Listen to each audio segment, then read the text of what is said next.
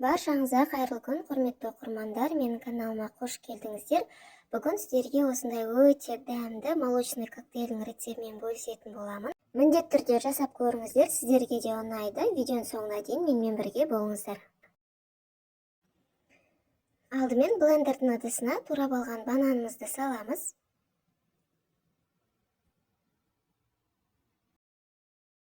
Одан кейін бізге осындай ақ пломбир мороженое қажет болады.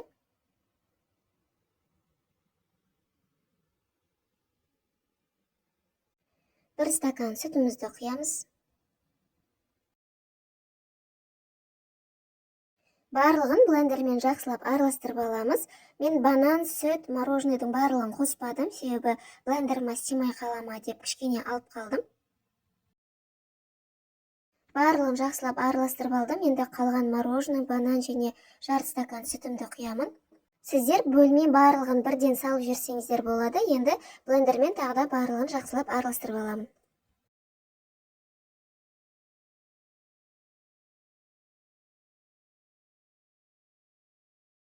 Коктейліміз дайын болды. Осындай қою, өте әдемі болып шықты. Енді стаканымызға құямыз.